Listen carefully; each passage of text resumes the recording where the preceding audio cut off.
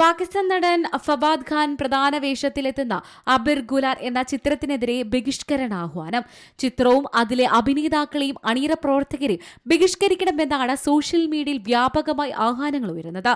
RDS Bagdi സംവിധാനം ചെയ്ത അമീർ gulal May 9 release പ്രഖ്യാപിച്ചിരിക്കുന്നത്.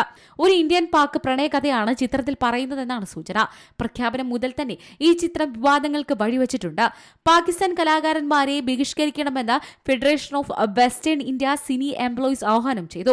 വർദ്ധിച്ചുവരുന്ന സംഘർഷങ്ങൾക്കിടയിൽ Indian film and television directors association president Ashok Pandit ചിത്രത്തിലെ റിലീസിനെതിരെ ശക്തമായ എതിർപ്പും പ്രകടിപ്പിച്ചു. ചിത്രം റിലീസ് ഷെഡ്യൂളിൽ നിന്ന് പിൻവലിക്കണമെന്ന ആവശ്യവും ശക്തമാണ്.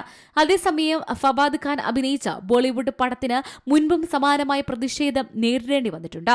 2016 കരൺ ജോഹറിന്റെ എ ദിൽ ഹേ മുഷ്കിൽ എന്ന ചിത്രവുമായി ബന്ധപ്പെട്ടായിരുന്നു അന്ന് വിവാദം. 2016 സെപ്റ്റംബർ 18 ഉറിയിൽ നടന്ന ഭീകരാക്രമണത്തെ തുടർന്ന് ഈ ചിത്രത്തിനെതിരെ പ്രതിഷേധങ്ങൾ ഉയർന്നിരുന്നു.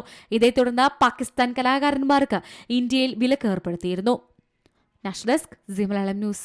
ഏറ്റവും പുതിയ വാർത്തകളും വിശേഷങ്ങളും വിരൽ തുമ്പിലറിയാൻ സീ മലയാളം ന്യൂസ് എല്ലാ ഡിജിറ്റൽ പ്ലാറ്റ്ഫോമുകളിലും ലഭ്യം.